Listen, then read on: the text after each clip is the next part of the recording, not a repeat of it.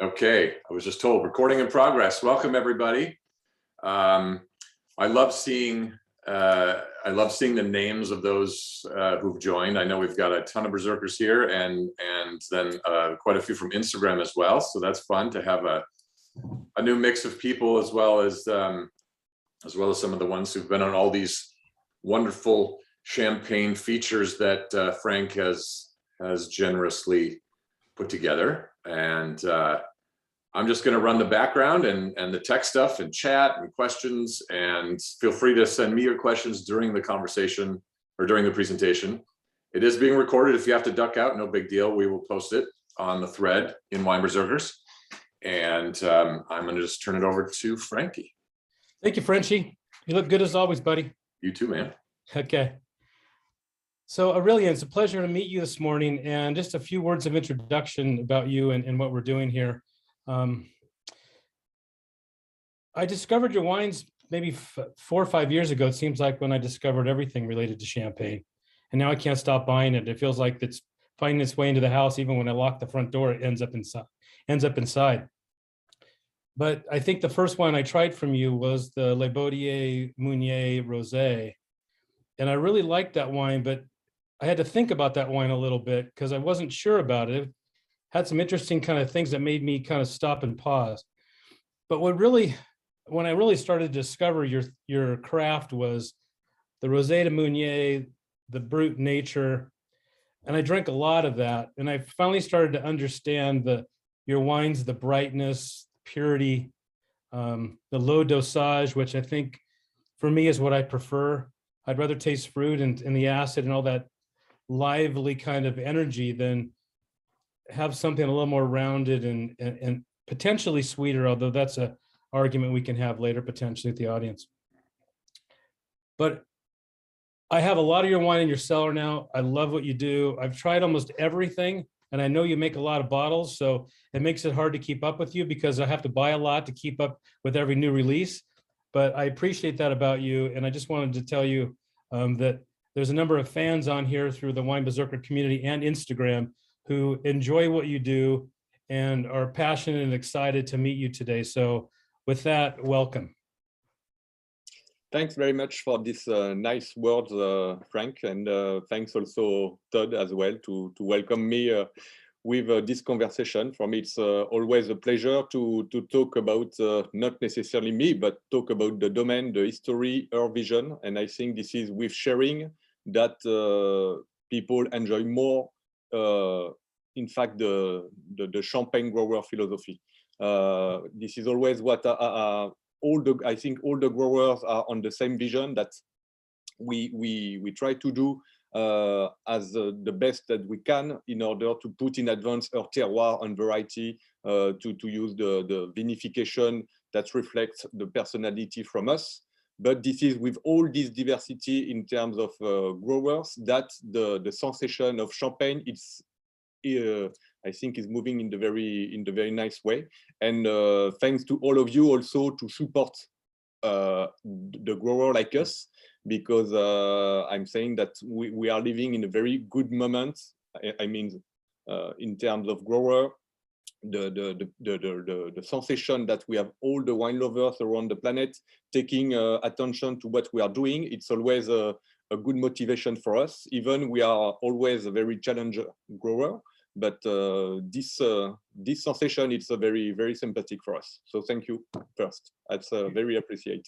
You're welcome, and from giving up your Saturday evening to join us for a little bit. I know you're doing a family dinner afterwards. Is that still the plan? Yeah. But it's yeah. This weekend was a little bit the schedule was a little change, but that's okay. It's fine. Yeah. Good. Great. Well, thank you for being here. I just wanted a couple of things to introduce the domain and your history, and then after I say these things, you can refine them or make them perhaps more accurate. Yeah. So you're the 7th generation in the family to work in the domain and to lead it, which started way back in 1889. And presently, you have 11 hectares. Now, the hectares that aren't around the Marne, is that still part of the 11, or is that increased the 11 to make it bigger? Yeah. So when we go back on the beginning, so the domain Laherte was two brothers. They were in Épernay. There was a négociant éleveur. It was another, now it's négociant manipulant or récoltant manipulant. There was négociant éleveur. And after, during the different generation, there is some changement. And at the end, around the years on the years of 30 approximately, there is a part of the family moved in the village of Chabot. And after the succession made that sometimes we have some new vines in certain villages, and sometimes we lost also some. Today it's 12 hectares. There was a little bit, there was a few changements the last years. 12 hectares, not necessarily owned by all the family. We have some vines that is a rent.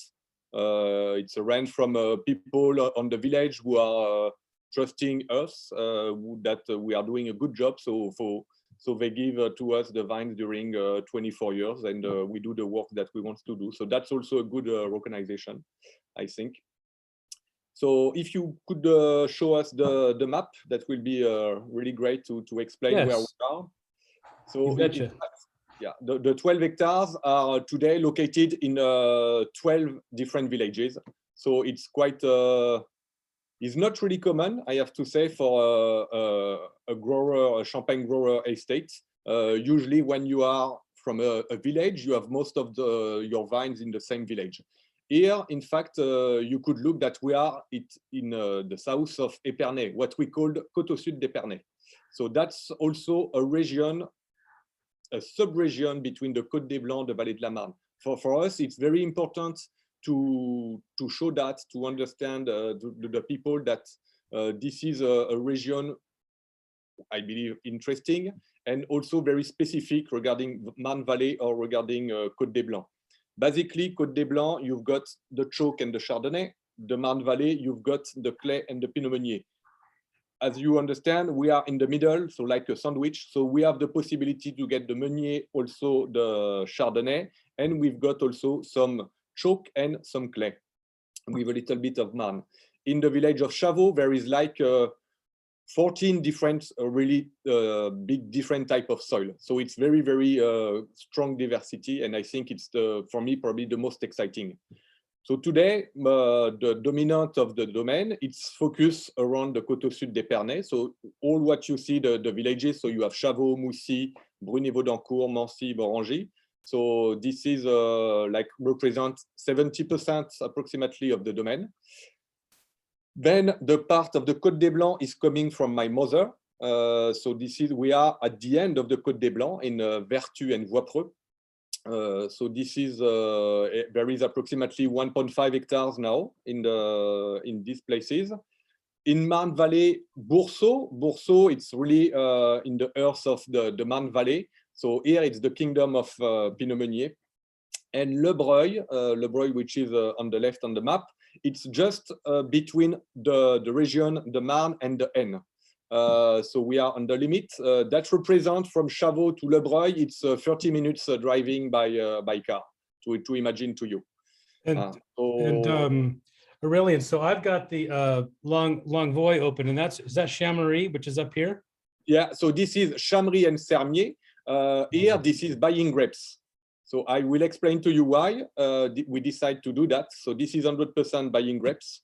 And recently we had some new vines from our property, which will be in Montagne de Reims, but on the other part, which will be in Bouzy.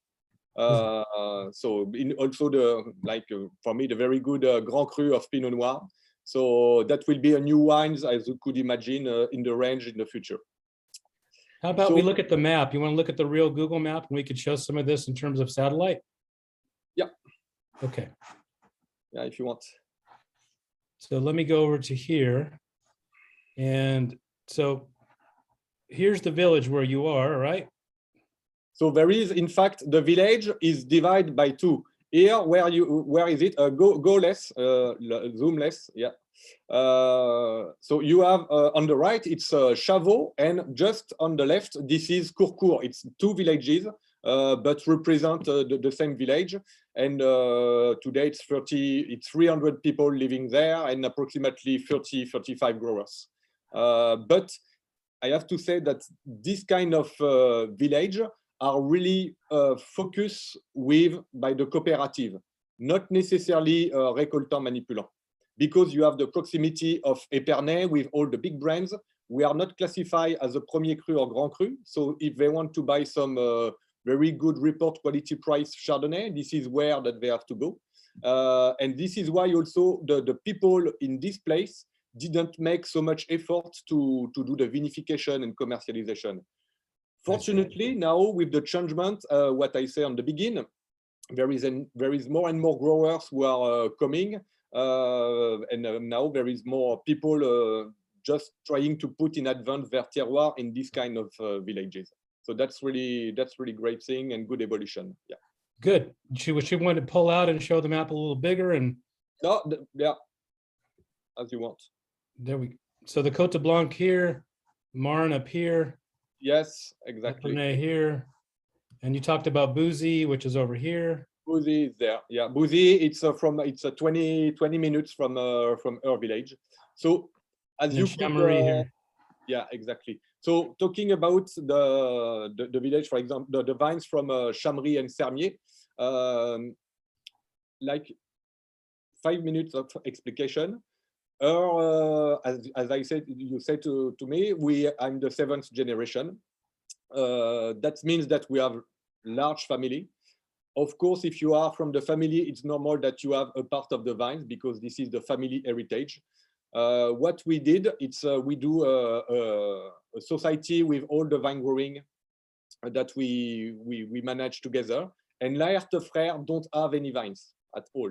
They just buy the grapes, so buy the grapes from the family. So this is why on the labels we are called like a négociant manipulant.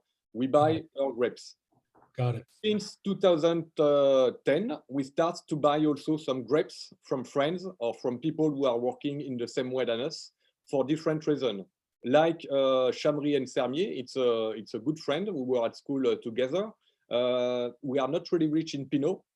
We didn't have vines in this part of Champagne, and yeah, exactly. And this cuvée, in fact, we realized in order to put something more diverse into a range. And for me, that was very, very important. So we buy 4,000 kilo, this is a vertical press that we buy. After that, today we are able to buy around 6 to 8 hectares of grapes. So in different places. Usually this is where we have some vines. And this is people with the same vision than us in terms of vine growing. So it's influenced by biodynamics or organic, certified or not. But always this idea of making a very good grapes to have a soil alive, to make a good maturity. This is the vines that we follow every year.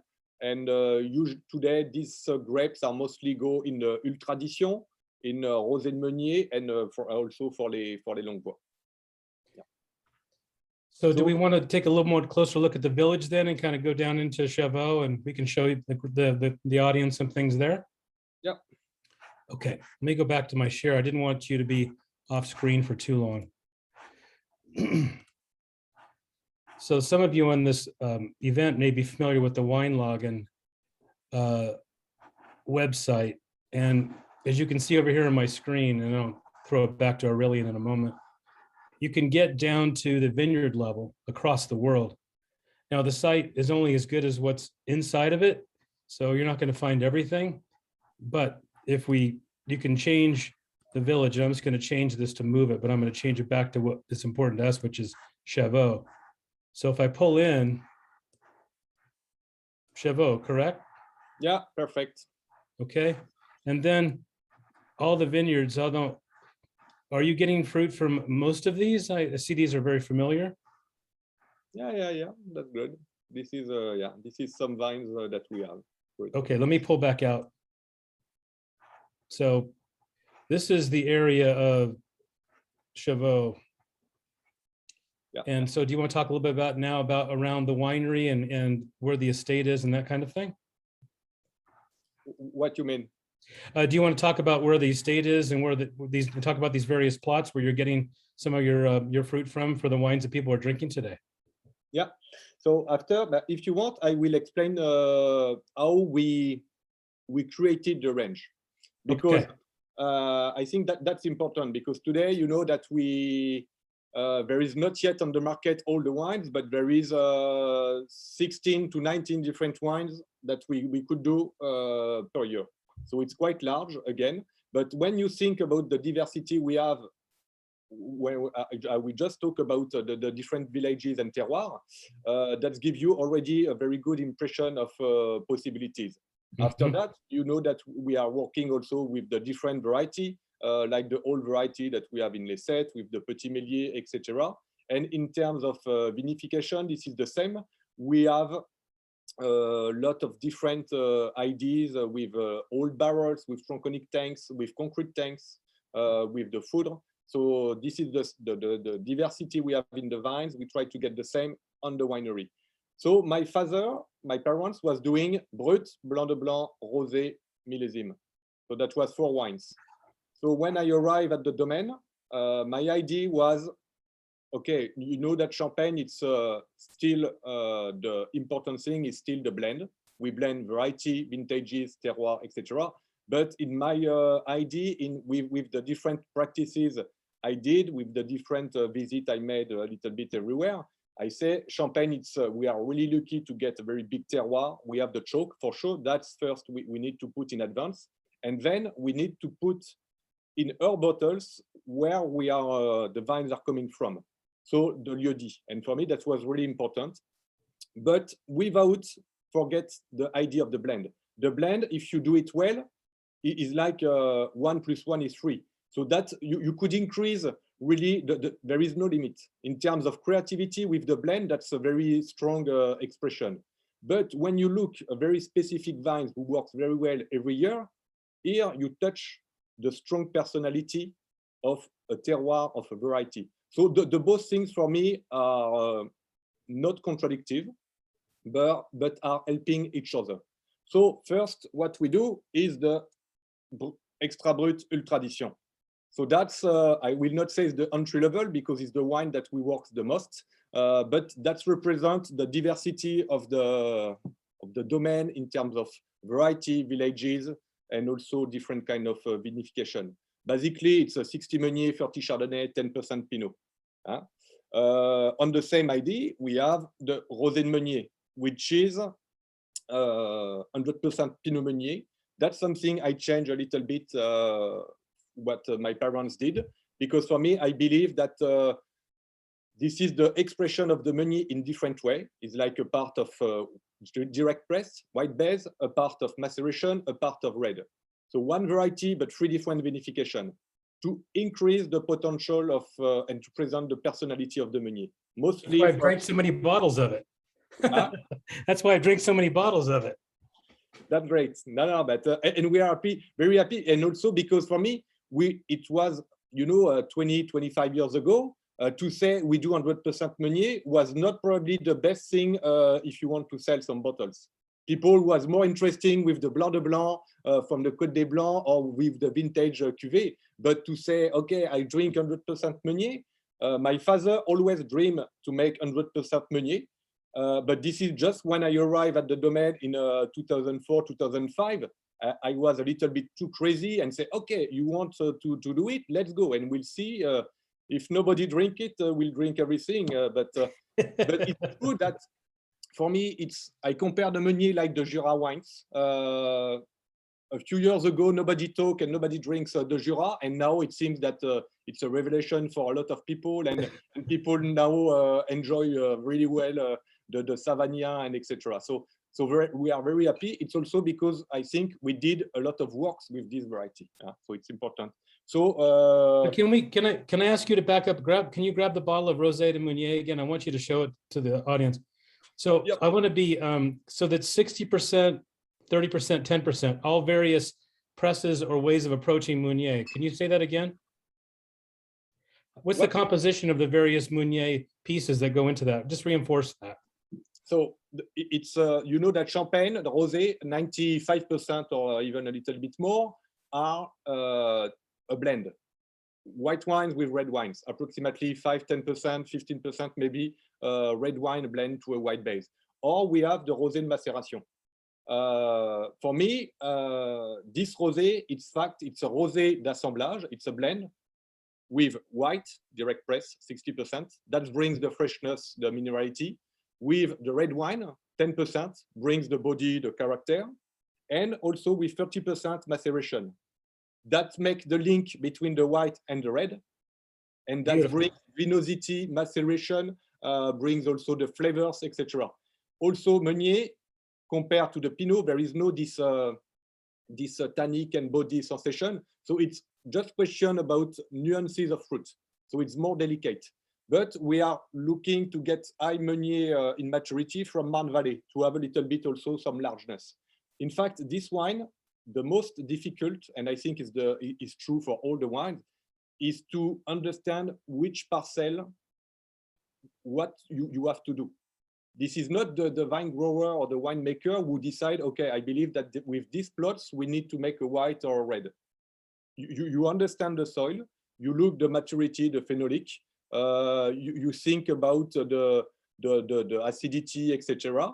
And after you say, okay, I believe that this plot will be probably more interesting to have the true personality if it's a rosé or if it's a red or if it's vinified in a barrels or etc.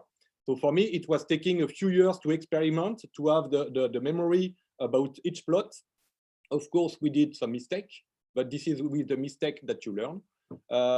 And now today we know each plot and we know what to do with. And I think it's important. Do you have a bottle of Le Baudier there?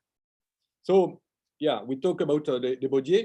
Talking about the Pinot Meunier, we started with my father, first vintage, les vignes d'autrefois. So les vignes d'autrefois, it's the oldest vines of Meunier that we have at the domain, planted in 47. That's Meunier, but from Coteau Sud d'Épernay, on the bottom of the village, so where you have a lot of chalk. So it's the blend of the fruitness from the variety with the minerality from the chalk. I love that wine. The same year, we did Les Baudiers. Les Baudiers, compared to les vignes d'autrefois, the soil here, it's east exposition, it's really dark, rich, very nutritive, a little bit of flint, then like 80 centimeters with clay, and after limestone, very strong. Wow. Here, this is a place to make some red wine. This is the place that my grandfather used to make his own red wine. And this is, again, this is not me who decide to do the rosé in Les Baudiers and the vignes d'autrefois for the white. This is the terroir, this is the aromatic who say, okay, if you want to respect the soil, if you want to get again, the true personality, you have to vinify in this way. So this is there's an important distinction. Sorry to interrupt you. The two bottles that you just held up, the Baudier is a true rosé Meunier.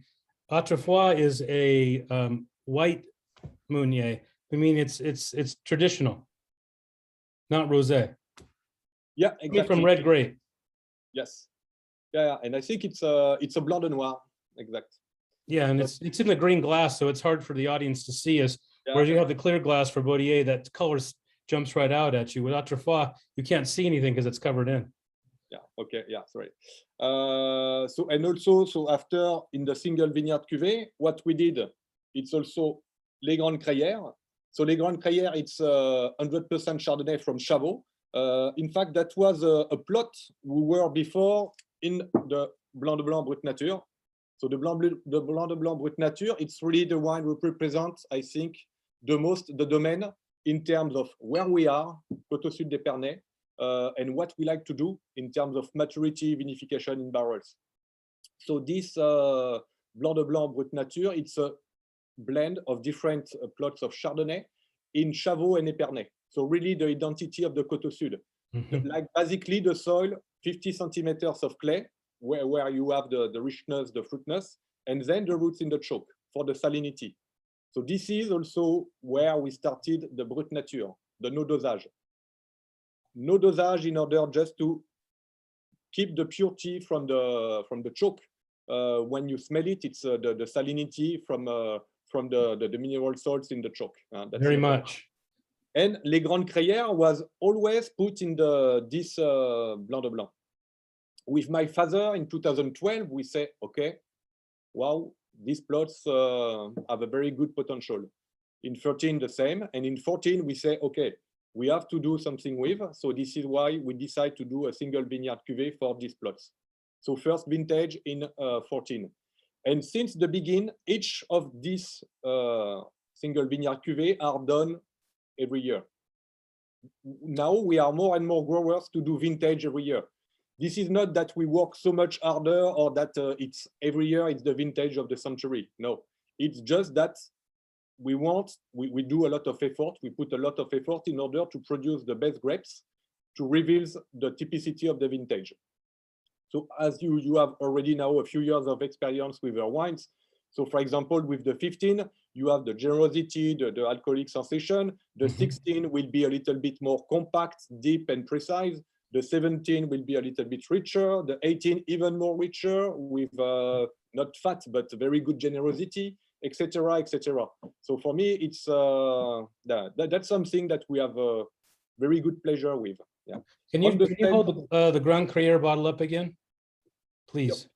So this is the other kind of wine that I've discovered that helped me discover you, and I was the 14 of that. And I bought 2 and drank 1, and I thought, why haven't I found this before? I've been left the other 14 bottle unopened because I'm trying to save it. Then I found 15. I thought, well, that's a little more generous. Yeah. Then we tasted the 16, and then a couple of us bought everything we could in LA. And now we're on to 17. So, I mean, it is a really, really remarkably good Chardonnay. Yeah. I can see why you made that decision. And again, it's not by provocation or by challenge. We are not in the Côte des Blancs. This is not Premier Grand Cru. This is only Chavot. But if you look really well, this piece, it's just a piece of chalk.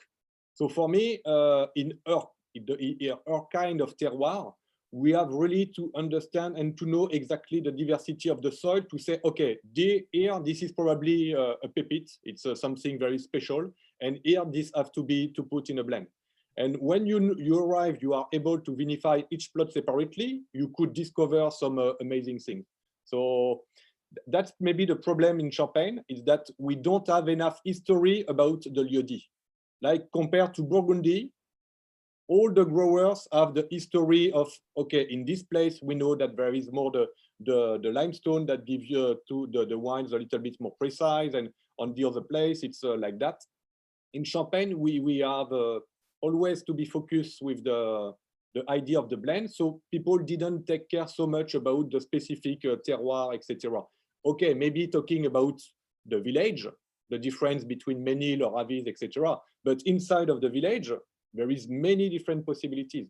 So this is, I think, our works to do, and I hope it will be helpful for the new growers and the next generation. So you've done a good job in your family of taking these lieu-dit and separating them into these different cuvées, which people can now try. One thing I read about you, and you can tell me if this is true or not, are you vinifying 75 different parcels and separating them each individually for character and other things as you decide on what goes where? So today we have 90 different plots. Plus the vines that the grapes that we buy. That's approximately we arrive at 100 plots. 100 plots. Sometimes we have some plots too small that it will be just 200 kilos. So you imagine that 200 kilo into a press of 4,000 kilo don't make something good. So what we do is that we put in the same press the grapes, the vines, from the same profile, like old vines of Chardonnay on the chalk or young vines of Meunier on the clay. So this is our idea. After there is the single vineyard cuvée also able to be vinified separately. But at the domain, when we do like the official blend, when we put all the wines on the table, we arrive approximately at 90 different wines. Wow. 90 different wines coming from what? From different varieties and different plots, from the different type of vinification. Sometimes it could be a plot vinify 50% in barrels and the rest in the tank, or sometimes in the tronconic tanks. Then you have the cuvée and the taille. The cuvée is the first part of the press, the taille is the second part. We arrive also at the domain to vinify the taille that we like a lot, to vinify them separately. Maybe, okay, it's only 2 barrels, but to vinify this, you understand more the possibility of that, and that's increased really for me, my experience and the possibilities. And after, we have also the different years. Today, we are working with 3 years at the winery with the reserve wines. We also have for Laherte, which is here, that's a Solera, so it's a little bit different. So it's a regenerative blend, I mean. That's a 20-year Solera? Started in 2005. So you're getting there, yeah. Actually, 2005 to probably what you have on the market, it's 2005 to 17. Can you show the bottle again? And now I think this is a good time to explain how significant that wine is for the winery and the family. Can you talk about that wine? What Laherte means the 7 grapes. Maybe also it would be great, Frank, if you could show us, I send it to you, the picture of the different grapes. Yeah, let me share my screen. So we're going to lose, I think, seeing you for a minute, but.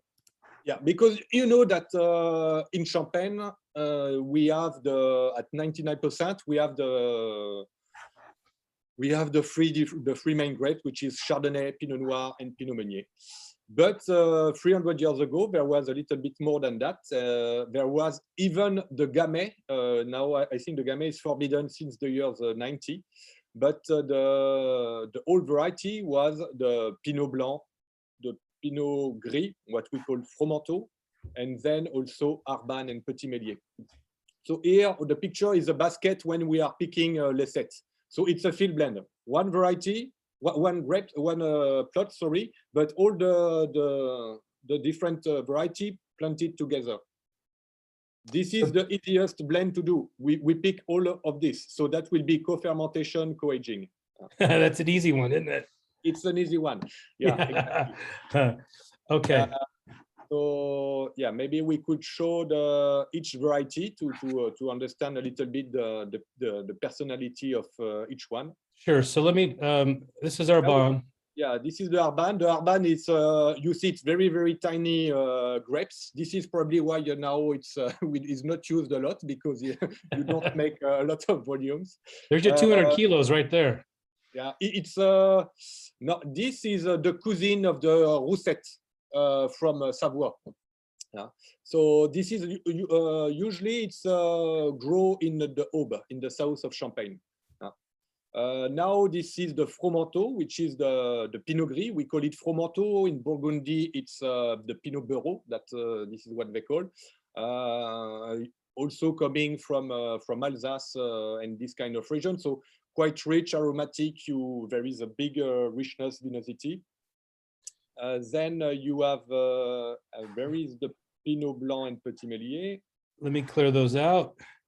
And let's see, Petit Meslier. So yeah, that's the Petit Meslier. So for me, for sure, I think we will talk later of this variety, but this is in the 4 old variety, this is the really most interesting for us. Petit Meslier, it's a cross between Gouais Blanc and Savagnin. Gouais Blanc, you know, it's the mother of Chardonnay. Chardonnay is not old variety. The Pinot Noir, it's old variety, coming from a long time ago. And they cross it like 150, 200 years ago. They cross the Pinot Noir with the Gouais Blanc. The Gouais Blanc, it's a very like neutral variety, white variety, very acidic, with not a lot of character.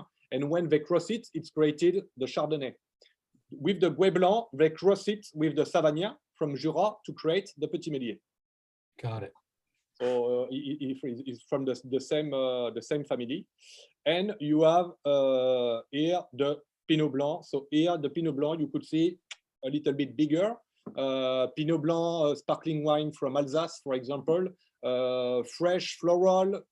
For me, maybe not so expressive in terms of of acidity, of energy, but maybe it's because of the big grapes, the big bunch. After that, in the Aube, they have some very good 100% Pinot Blanc. There is a few growers who do it very well. That's also the Meunier. If you compare to the Pinot Noir, I think on the picture it's not so easy to do the difference, but the Meunier have always a very like a white skin on it. Trying to get over to the other photo. It's over the side. I'm trying to get to Pinot Noir. There it is. Yeah, and the Pinot Noir. Yeah, to see. Normally, you see that maybe the Pinot Meunier is a little bit more blue, and the Pinot Noir a little bit darker. And again, yeah, there is some white pellicule on the Meunier. Yeah, but it's again, it's a mutation. The Meunier is a mutation from the Pinot Noir originally. So why we have this? Because we are in Champagne, and I think it's a part of the history, but also it's because when my grandparents planted some vines in the years 50, it was after World War II, there was no money. It's simple. Probably the works of vine grower was the worst. So there was no money. They have to work a lot. They did the plowing by the horse, but this is not by looking for the minerality. It's because they just didn't have enough money to buy a tractor. Today, it's really different. So that's also, we have to understand that it's just 70 years ago. Mm-hmm. And when he decided to plant the vines, he take what he gets. So the vines arrive, and this was some Pinot Meunier, but there was a few plants of Fromenteau inside. That was not his intention of my grandfather. So it was done by mistake. But today, for us, it's a very nice heritage. It's the same. He planted some Chardonnay, which is a Chardonnay Muscaté. The Chardonnay Muscaté, it's a Chardonnay. You don't see the difference, but he arrived to take the genetic from the Muscat. It's not a GMO, it's just a mutation. He take the profile of the Muscat, which is very exotic, aromatic. So we have these plots with Chardonnay Muscaté planted in the 57. And again, it was not by intention. And I think today we are very lucky to get that. So this is the Chardonnay Muscaté are going into les empreintes. Les empreintes, it's 50% Chardonnay Muscaté, les chemins d'Épernay, and 50% Pinot Noir, les rouges maisons. I had a bottle of that last week as I prepared for this event today. That is a beautiful textured, deep fruited wine with acid, and it's just alive. And this wine, I told you about the single vineyard cuvée, and also the idea that the blend in Champagne is not a bad idea and could be very interesting. Here, it's really that the fruitness of the Chardonnay Muscaté and the body and the strong personality and the minerality from the Pinot Noir is like 1 + 1 is 3. It's two varieties that we vinify separately. We arrive to get 9 barrels of each. And after, with my father, we take the best 5 barrels of these plots that we blend together. And again, it was maybe possible to do 2 good wines, but when we did this, we say, okay, wow.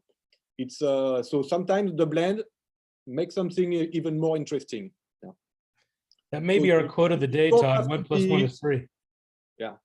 Yeah, exactly. Do you have the Chardonnay from the Côte de Blanc?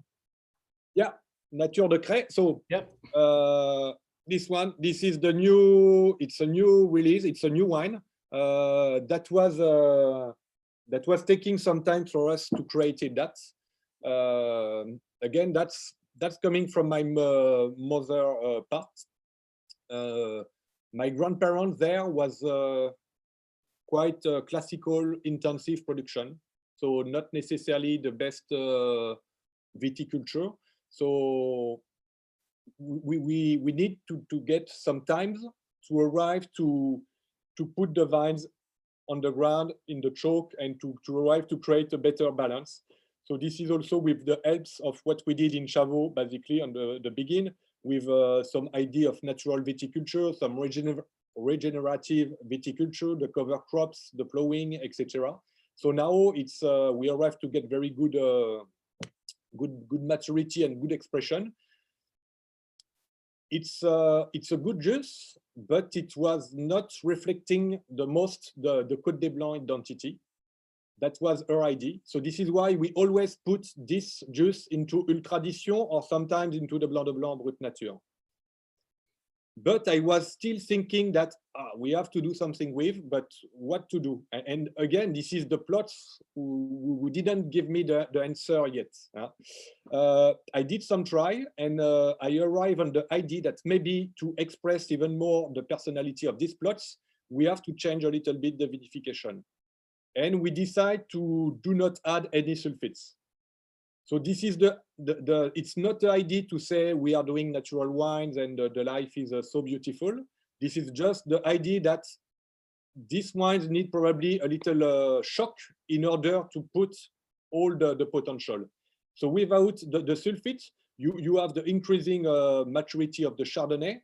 The terroir is still there, but it's works more on the structure of the wines, on the richness of the Chardonnay, for me, which is the personality from Côte des Blancs, especially Vertu and Voipreux, which is the bottom of Côte des Blancs. So the bottle you just held up, can you grab the nature de cry again?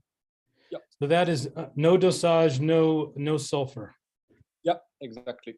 And that's all farmed organic too, but in terms of viticulture?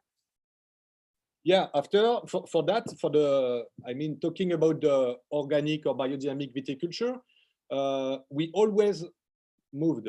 Like 2005, when I arrived, I decided to make some experience. It was like not official reconversion, but for me, I would like to see the influence of a 501 preparation of the Silis. I would like to see the influence, and we did some tries with the fermentation of nettles, for example. After 2010 until 16, we were in reconversion and certified for a part of the domain. But 2016, it was raining a lot. The season was really, really hard. It was 300 millimeters of rain in 3 weeks in June. So here we stopped the certification. We did a chemical treatments. And after that, we restart the certification organic. And this year, we stop again because 2021 was really hard, as you probably saw on different picture and different news, that the Champagne area was touched a lot, like all of the French vineyard was touched a lot. So for me, the organic or the biodynamics growing, it's a very good idea. But when the nature offered to us something really hard, I don't want to lose all the grapes just by ethic, just by conviction. Again, if you remember what I said in the beginning, I don't own all the vineyard. I have to put a rent for some people that give to us the trust, and so I have to pay them some money for the kilo, etc. So for me, I could take the risk for myself, but not for all the family, for all the workers, etc.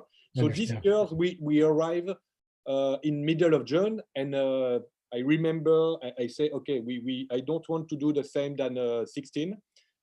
We already, for example, typically this year, 1.5 hectares in Marne Valley. This is the region for sure that was touched the most by the rain and the mildew. So we have 1.5 hectares with 0 kilo, nothing at all. Everything was destroyed by the mildew. So when we saw that, we say, okay, we have to be concentrate for the Coteau Sud d'Épernay, for Montagne de Reims, from Côte des Blancs to save the grapes. So we apply 1 or sometimes 2 chemical treatments. And for me, I'm okay with that. We did the maximum for us, but sometimes the security, it's something is not something bad. And I feel that the wine will not have the perception of something too much chemical. So the idea is always to use the best of the both worlds with pragmatism. It's difficult to say that. It's like for the vinification. We are working with traditional press, which ask a lot of effort and manual works. So, but I believe it's very qualitative. But all the bottles, the riddling is doing by a machine. I don't want to spend my time every morning, every night to do the riddling. My hands are more useful to work in the vines, in the winery, with the barrels, etc. So modernity could be possible to work with traditional. I think it's for me, and it's the same. You could we do the plowing by horse, but we have a tractor, we have a caterpillar, we have the hands as well. We could work a lot with the different maceration of plants, which is very important. But when a year it's so crazy like that, I have no problems to use a chemical product. Yeah. So that's our idea. Thank you. Yeah. I want to pause for a minute because I know we're at 45 minutes. Maybe if there's anything else that you want to kind of contribute that you think is important for the audience to hear, we can do that now, but then we should transition to some question and answer so we can get people out there involved with us. I think what is the transition also with the years that we just lived in the vines, very terrible. So that's also the idea of the climate change. I think we are in the good period. Champagne today, it's a little bit sad to say that, but it's the global warming, it's helpful for champagne. Until when? That's the question. Like, just to imagine, my grandparents in the years 50, maybe he picked the grapes beginning of October at 8 degrees potential, and the quantity was really low. My parents in the years 90 was maybe the Chardonnay at 10 degrees, middle September. And for our generation, we already picked in August in 2003, 11, 18, 19. And in 2007, yeah. So, and now what I say on the beginning, 12 degrees alcohol for the Chardonnay is not something, is not a big surprise. So in 60, 70 years, the evolution was so crazy. This is why also today we have the possibility to present very good Chardonnay without dosage. That's also because of the global warming. But the global warming means what also? Means we had the sunburn in 19 that we never had that. It was maybe some vines, 30% of the grapes just burned by the temperature. We have the biggest risk with the frost.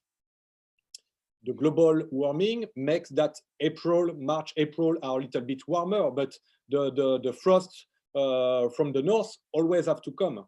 So there is more risk with the frost at the end.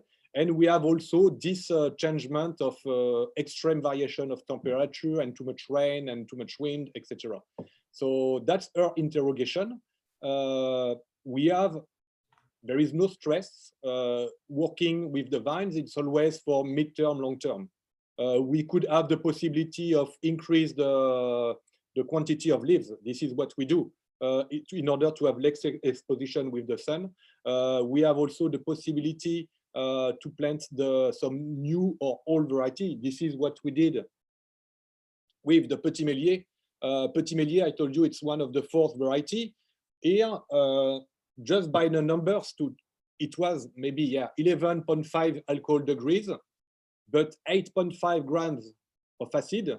Then the Chardonnay was at 6.5, and the pH when the Chardonnay, the good Chardonnay, you are 3 or just under 3.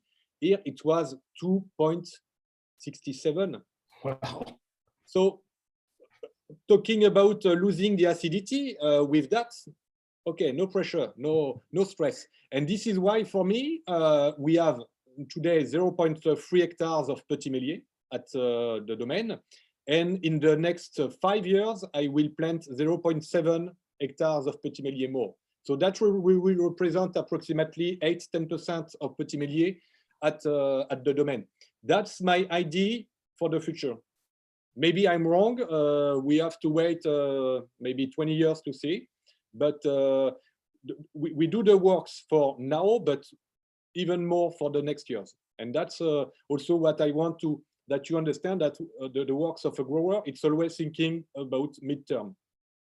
Now, what we do in the vineyards, not all the vines, but we do some regenerative viticulture, like the cover crops, planted different seeds, different type of plants, in order to bring the natural elements to the vines, to make a restructuration, to have less plowing, to have a better balance in the soil. We did that since 3 years. And I think I probably have to continue to try that during the next 5 years to finally have an idea of if we are in the good direction or not. But following the same idea for a few years, like 10 years, and after you could say, okay, the experience makes sense or not, and we continue or not. It's always long term. There's a lot to consider, particularly when you have almost 100 plots scattered all over those villages, including some purchased fruit that's up on the other side of the national park. And there's just a lot of things to think about. But that's what makes us so active and so positive and always on the new idea. We never stop, and we have some new project. There will be a new wines arriving maybe for you beginning of next year that we just tasted yesterday with our Californian importer. He said, okay, you never stop. I'm always surprised.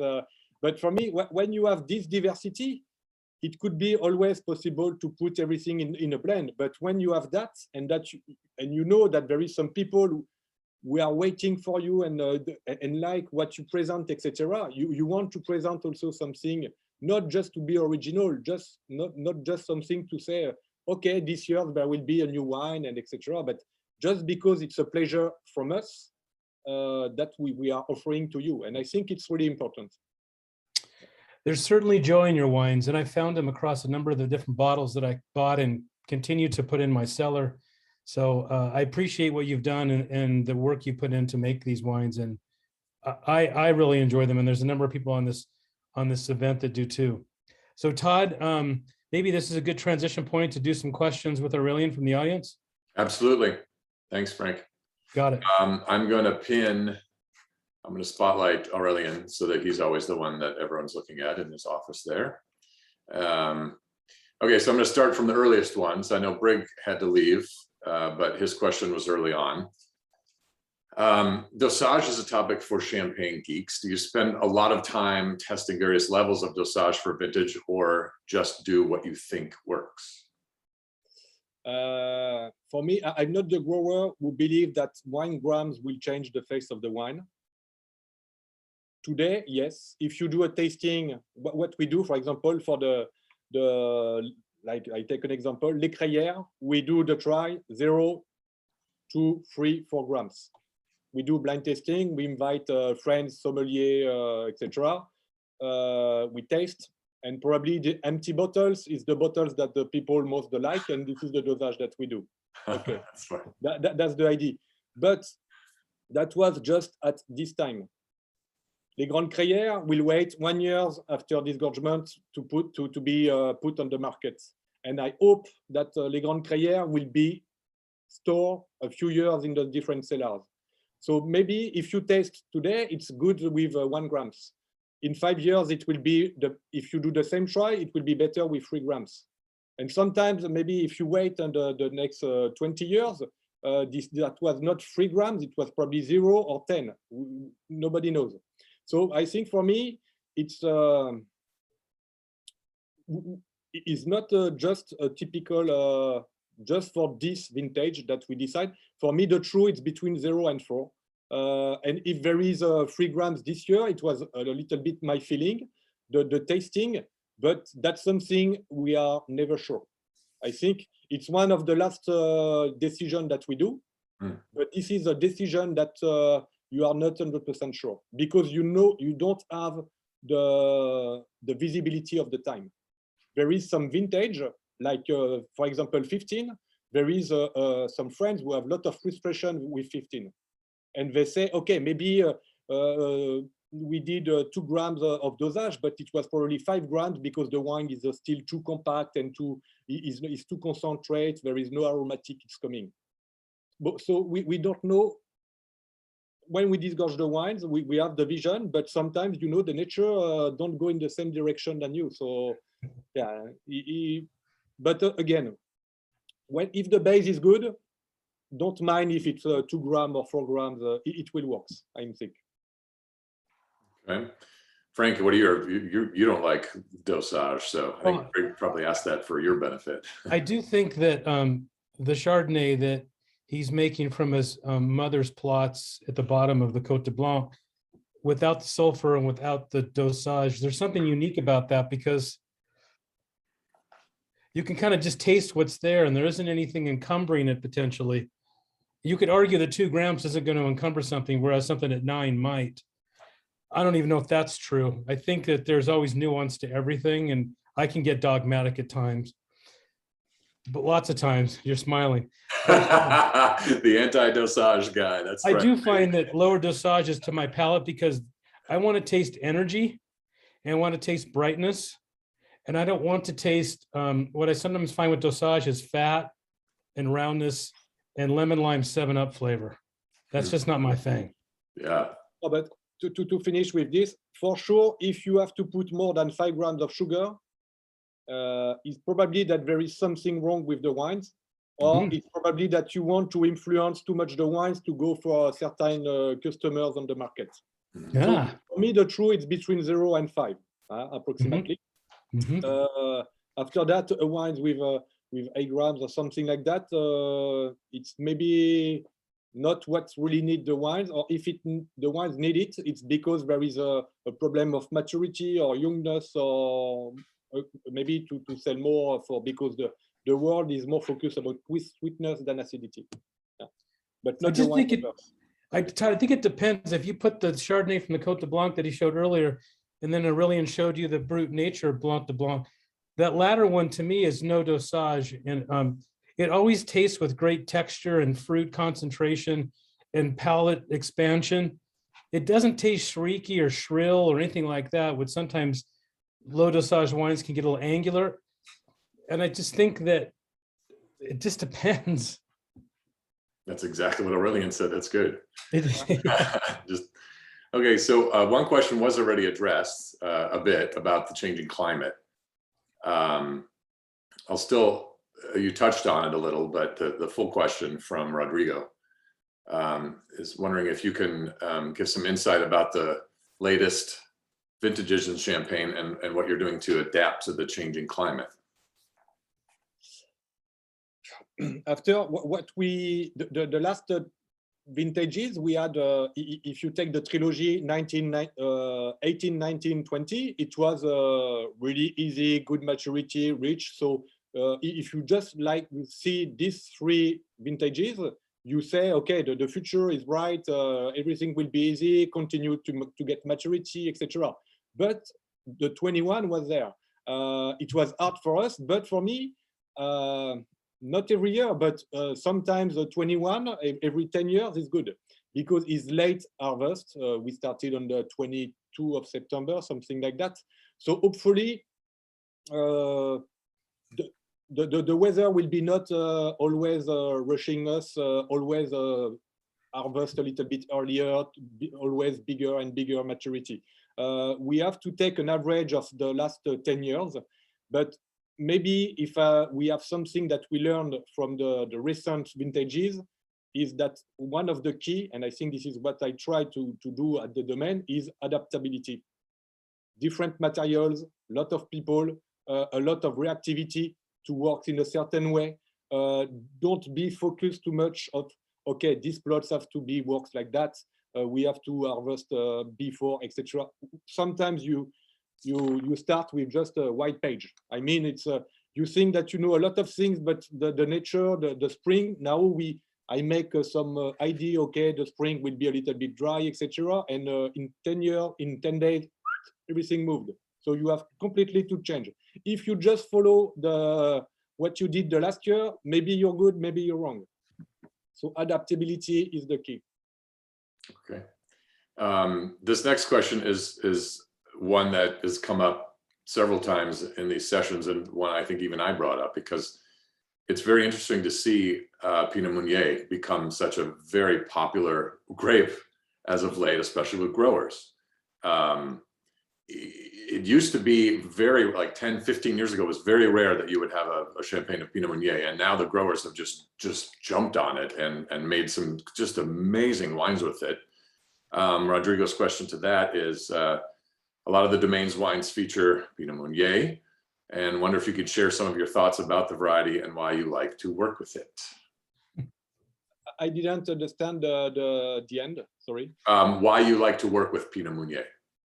So what are your thoughts about the variety? It's about Pinot Meunier and why you do like to work with it. Yeah, we work Pinot Meunier because we have vines of Pinot Meunier. When you arrive at the domain, you arrive with the heritage. If you arrive in Ménil-sur-Roger, you have some Chardonnay. Here I arrive in Chavaux. I was born there. My family bring to the domain the Pinot Meunier, the Chardonnay, etc. So you are with that. What you do? You say, okay, no, I just put Pinot Meunier there, and I say, okay, this is Côte des Blancs. No, I say, okay. After to understand again, it's I will not say it's because of the big brands, but the noble variety was Chardonnay and Pinot. Pinot with a S. It was not Pinot Meunier or Pinot Noir. They was talking about the Pinot. Just to say, no, Pinot Meunier. Nobody was talking about the Meunier. Right. After, when it was the changement of after the phylloxera, etc., they decide to plant the vines. So Côte des Blancs, you have the choke. What you do? Chardonnay, because Chardonnay works very well with the choke. Montagne de Reims, very nice terroir, big soil, rich south exposition. Okay, we have to plant some Pinot Noir because there will be some maturity, vinosity. Vallée de la Marne, okay, it's too much clay for the Chardonnay. Right? Okay, north exposition, maybe the Pinot Noir will not work so well. We will plant Pinot Meunier because it's a little bit more rustic and have more adaptability. But if one day you plant Pinot Meunier in Bouzy or Pinot Meunier in Avise, there is no reason that this variety will be amazing. So originally, the Pinot Meunier always starts lower than the other because it was not planted on the best plot, on the best terroir. Huh? So after, this is probably more the people in the Vallée de Marne who do a lot of effort to put the Meunier at this level of today. I always say, working in the Côte des Blancs, it's really easier than working in Marne Valley. The Meunier is always difficult to grow. The vegetation is difficult to control. The maturity, if you make too much grapes, too much volumes, you have no maturity. The Meunier is not really good at all.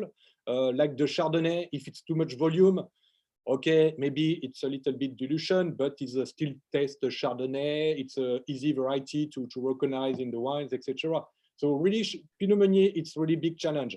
And the growers didn't take enough effort because there was maybe a little bit stressed by what the people like you 20 years ago could think about the Pinot Meunier. Like an example, José Michel, Champagne José Michel, it's a good estate in Moussy, a village just next to us.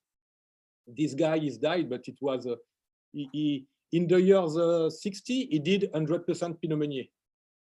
He stopped to make it in the years 90 because nobody drink it and nobody buy it.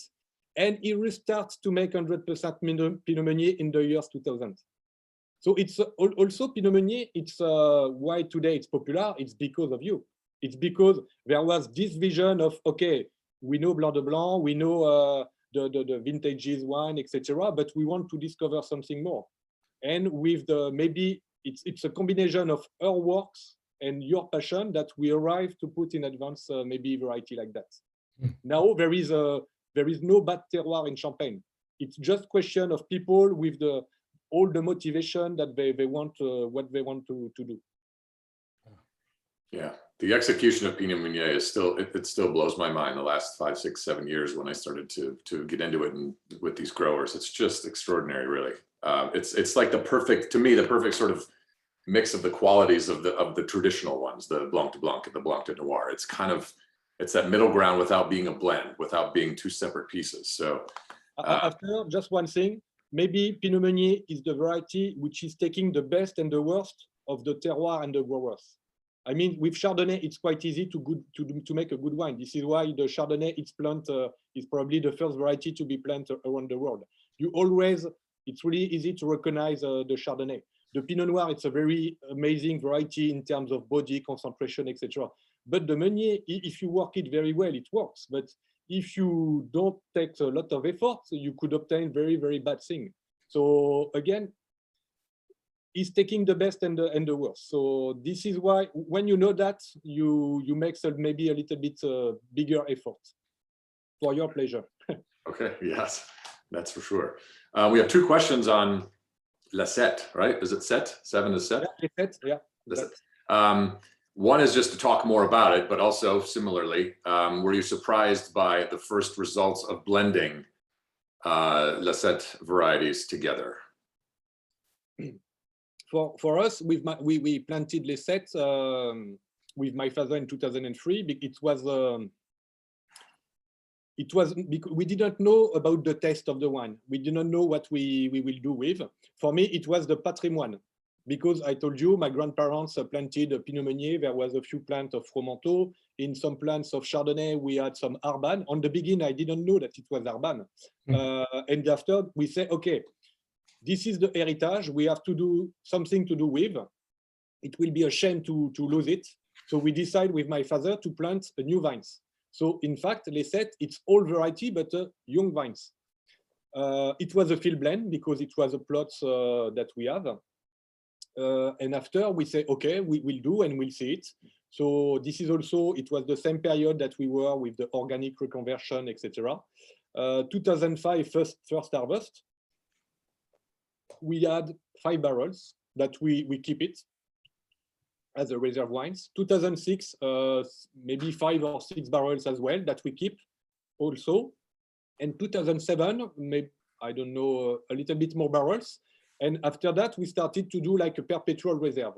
The idea for me, it was to do a blend at 2 different levels. The variety, which are field blend.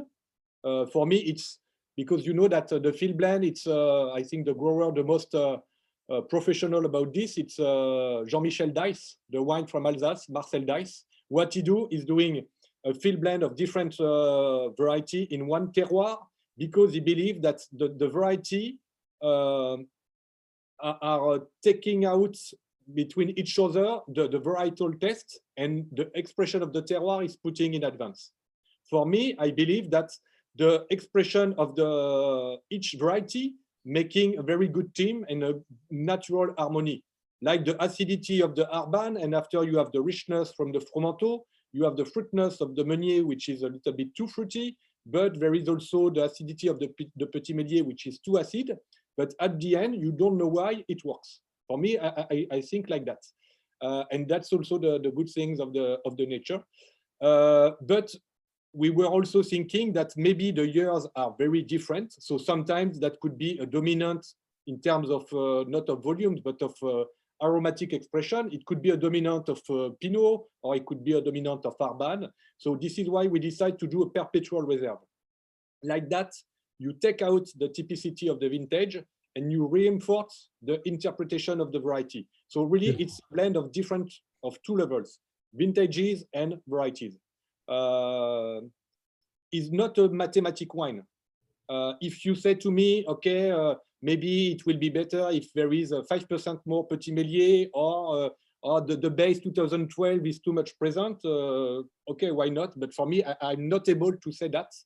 It's really a wine that, with the different blend of variety and years, you create this natural harmony and try to get a good balance. And I'm sure that if we arrive to vinify each variety separately and each vintages separately, and after if we do the same blend that we do, we will never arrive on the same result. I mean, the co-fermentation, the co-working, etc., makes something that we are not able to understand, and I think it's good like that. But yeah, it's for me, it's great. And this is also with these vines that we had the possibility to plant more Petit Meunier, and maybe, I don't know, in the future we could say, okay, Pinot Gris, it's a good variety, so we have already these vines at the domain that we could make some new vines with. Okay. Great answer. Thank you for that. That really helped a lot. Do the champagne producers view still wines from Champagne, the Coteau, as a market to expand into, or just a side project compared to the sparklers? We do a few. Coteau. Noir, you see. It used to be a lot of coteaux in Champagne a long time ago. It was called Vin Nature de Champagne. It was extra of the appellation. You are able to make champagne, and after, if you have more grapes, you was able to make coteau, Vin Nature. There is still the most famous terroir village for the coteau champenois, the red wine. You have Cumières, you have Bouzy, Ambonnay, Aï, which are very famous, well known for the red wine, the coteau. Today, it's true that global warming brings to us more maturity, phenolic and in terms of alcohol. So making coteau, that's probably easier. We have a higher level of vine growing and vinification as well. We have more connection with the Burgundy friends. So at the end, yes, it makes sense. Now you see also that Freres starting to make the coteau. There is a Charleitzik, we did some whites. There is a few who are on this way. For sure, sparkling will still represent more than 98%. But I think it's a good evolution. And for me, we do it in order to, is with this kind of experience, with fun, that you increase your knowledge and that you could increase the level of the quality of all your wines. Because making red wines means what? It is not making a different vinification. It's making a different viticulture. We are not talking about of the same level of maturity, of the same dates for the picking, of the same type of picking and vinification. So it's really also a real changement since the beginning, since the vine growing. Wow. But we have some friends, I think they will be happy if they could do only red wine. Why not? Yeah, we'll see. There will be for sure a very big evolution. After that, the problem is that the production is too tiny. So when we do coteau, for us, sometimes the maximum it's 1,000 bottles. So if there is 30 bottles who arrive to you, it's the maximum. So maybe it's also, maybe it's a little bit sad, but the price will be probably a little bit not too expensive, but compared to the other sparkling wines, the price ratio, I don't think, I don't know. It's because of the limited production, about all the investment we do for these wines, but the volume is too tiny. Yeah. You price it like Burgundy, you'll sell all of it. Huh? Price it like Burgundy and you'll sell it all. Yeah. Current pricings. Yeah. The Grand Cru on there. Oh right. So two more questions. Well, three, and they're more on the wine geek side of things. Gina Lyons or Leon, maybe, I don't know. Back to Laherte, she's commenting, because she has it in her glass now, that lots of energy. And she said, maybe that's why you chose Solera for this one. Because what, on the begin, what you say? Well, just she was enjoying Laherte, and that it's very interesting, lots of energy, and wondering if maybe that's why you chose Solera for that one, for that particular one. I don't know. The big question is, and this is what is interesting with this kind of wine, is you never know if it's from this kind of energy, and I agree that you have a lot of energy. It's a wine like even a little bit tannic on the finish, like sometimes the Chenin from the Loire Valley. The question is, where comes from this energy? From the Solera, yeah, probably. From Arban and Petit Méliès, which is a secondary maturity, probably as well. From the kind of growing that we do as well. Also from the natural vinification with classical basket press, the works by gravity, etc. Possible also. But for me, I really believe it's a succession of a lot of details who makes the difference at the end. But for sure, Solera make a good difference, but not only. Yeah. Laherte is getting a lot of attention because here's another one on Laherte. So was anyone else doing the blend of all those 7 varieties in Champagne? Yeah, yeah, and which is good. The idea when we do that is not that we are the onlyest. And for me, I believe that more there will be growers who are going in this direction, more we will have some knowledge and more we could increase the level of quality. And I think this is with sharing the idea and what we do that we could increase. You know, the life is too short to try all the things. So it's good that you have a lot of friends to try good or bad things, to say, okay, this is good, it works. This is not good, don't do it. So, and this is what we try to do. So to say that, Olivier Oriot, the wines from Olivier Oriot, it's in Laherte, in the Aube. You have the luck to get, I don't know how many, maybe 0.5 hectares of each. So he do 100% Petit Méliès as well. He do a cuvée that he called Solera with the 7 grapes. He do 100% Arban. On the same plot, is able, because he have a big plot of Pinot Noir, on the same plot is able to do each year sparkling wine in white, rosé de macération, and red wine. So on one vintage, you have the definition in 3 wines on the same terroir. So it's a very good grower. You have also Champagne Aubry, who grow the 7 variety. After there is not the 7, but like Pascal Agrapard, Jean-Baptiste Geoffroy, they do some vines with a complantation as well, maybe 5 or 6 variety. There is Drapier, who are doing a cuvée with the Petit Méliès and the Pinot Blanc also. There is Champagne Moutard, which is making the cuvée les 6 cépages. And I think there will be more growers in the future, that's for sure. Mm-hmm. Again, it's not to be original, but we understand that now, for me, Petit Méliès Arban is like a spice. Alone is maybe a little bit too rock and roll, but into a blend is make a lot of sense. And sometimes you need to use it, sometimes not, etc. So I think talking about what we did, I said before, adaptability, I think having this is not a mistake if you think that sometimes maybe years will be too warm and the Petit Méliès will be there to bring freshness. Yeah. Thank you. There's a question, I believe, on that, on Petit Méliès. That's M-E-S-L-I-E-R, yes? Yeah. Yep, Petit Méliès, yeah. So Hiroshima, very specific questions here.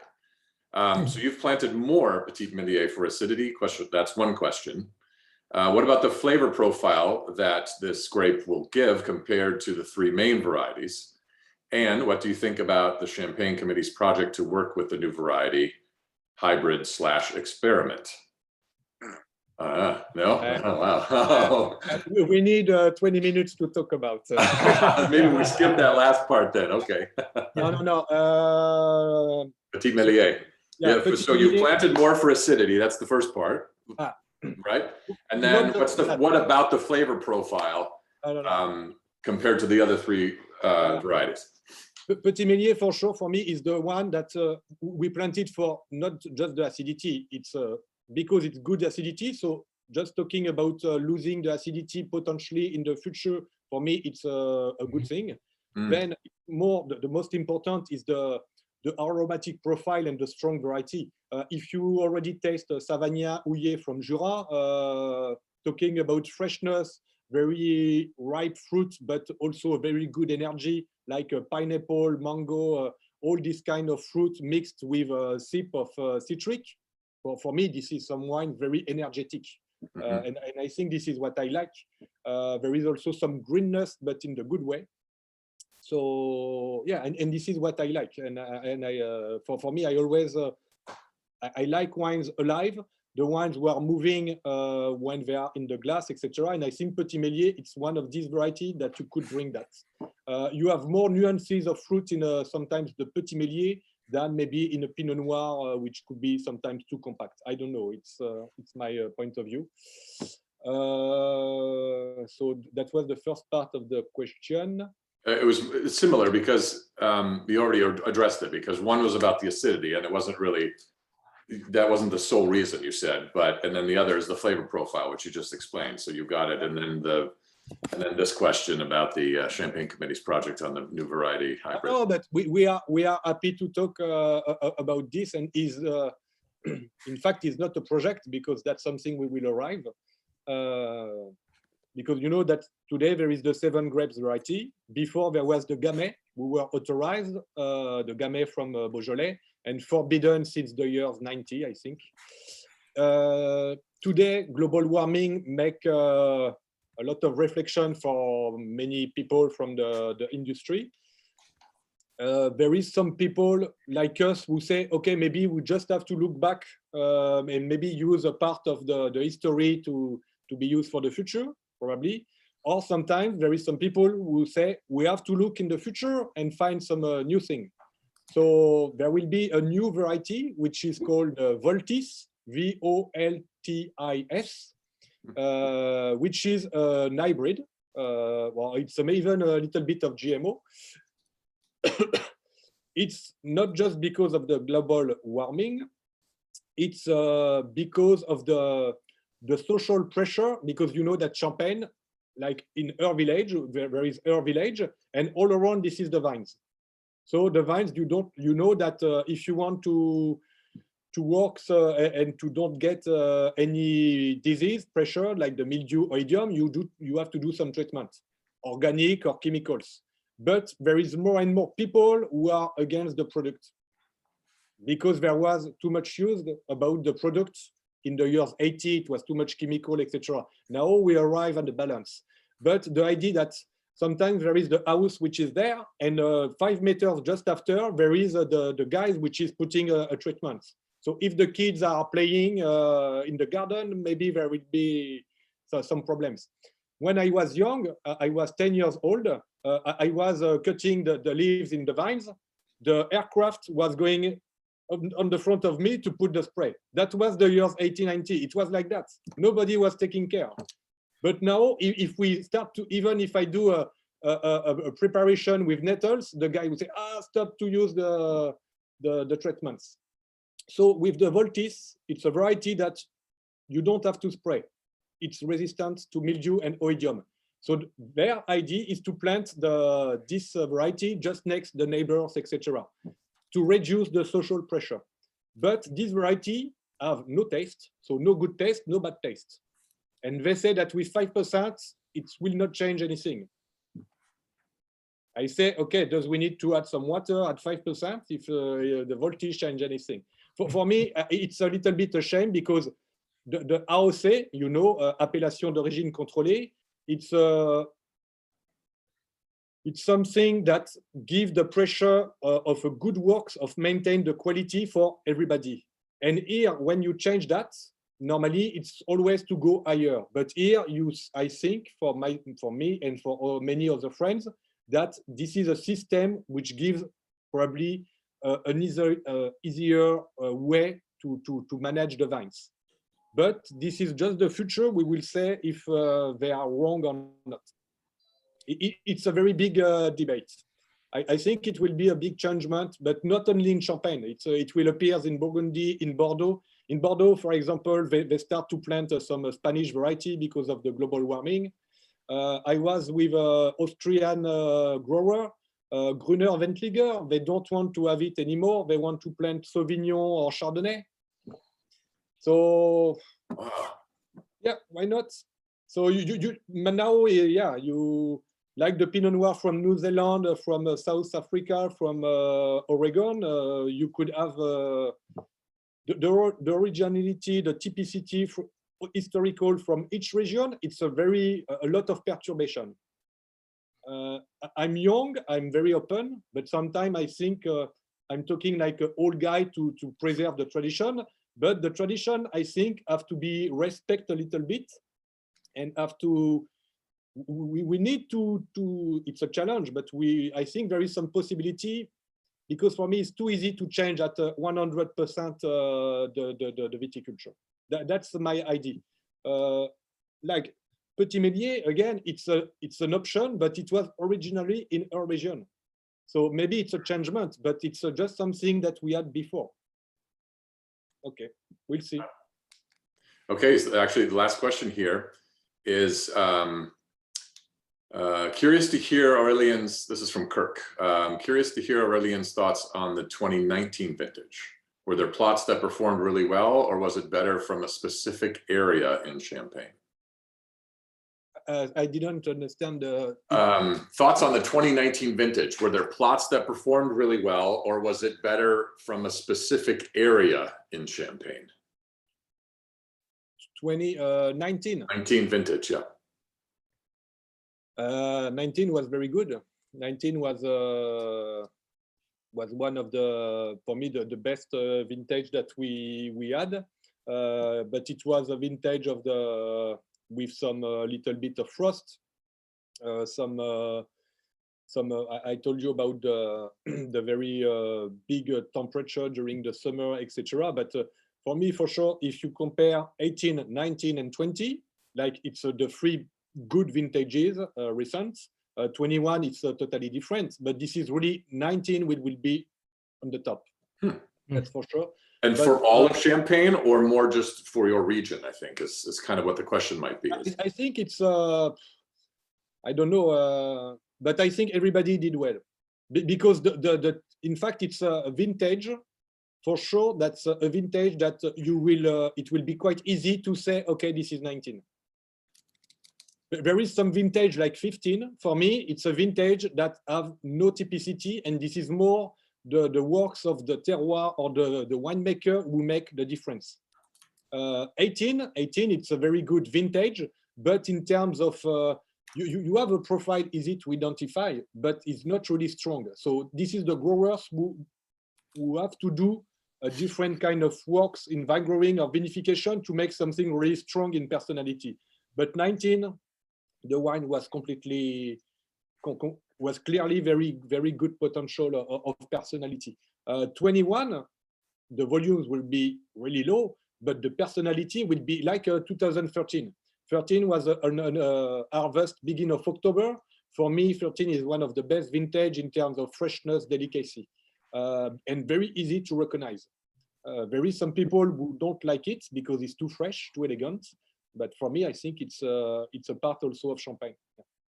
19 is on the opposite. 19 was the extreme in terms of richness, alcohol, vinosity. But both are interesting. We have a lot of good vintages to look forward to. That's very We positive. do. Yes, we do. 19, 20, and then eventually 21, although we'll have. But after, you know what, today, I think the vintages are not, maybe for the journalist, the wine tester, there is the vintages for the performance, the vintages to like bodybuilding, to show everything. And there is also the vintages to have a very strong personality for the delicacy, a little bit close but fresh, elegant, like 2007. For me, I love the whites from Burgundy from 2007. They are not so obvious, but just elegant, precise like that. So sometimes you want to have a vintage really big, okay, go for 14, 15, 18, 19, like the 12, the 2008, but you want something a little bit more fresh, elegant, the 13, the 21, the 2007, the 16 as well. So yeah, for me, this is why we do vintage every year. Okay. Beautiful. All right. Well, we're finished with questions, buddy, and look at this timing. It's amazing. Look at that. Yeah. I 1 think minute shot. are waiting for me. Yes, Okay, you need to get to your family. Let's Right, get to your Frank, family dinner. It's okay. No, it was because it's a pleasure also to talk and to exchange. And when there is some good question, I think it's important to take the time. Yeah. All right, Aurelian, thank you for your time. And I'll be seeing you in May when I make a visit there. Yeah, for sure. We'll take the times to visit many different plots and yeah, understand that. Yeah. I'll bring my pen and paper and my camera. Yeah, perfect. Hopefully right. there will be no frost at this time, so the vines will be healthy. We will hope. Thank you. Yeah. God bless you. Thank you for your time tonight and for giving the investment to us here, and your transfer of knowledge and your passion is evident. So thank you for that. Yeah, thank for all of you for taking this time, and hope you enjoy, you understand. And I think it's for me the most important is double pleasure. You could enjoy the wines, but you also know behind the bottle that there is some people working and sharing their passion, etc. And I think it's the most important. After, you don't have to be agree with all the things that I say, but the most important is to be open and continue to discover the diversity of the Champagne grower And I think this is like that the life continue here in Champagne to be great. Yeah. Keep You up the did a good work. fantastic job, Aurelian. You really did. Thank you. Cheers to you. Absolutely. Cheers. Thanks, everybody. Bye, Have a good everyone. weekend. Cheers.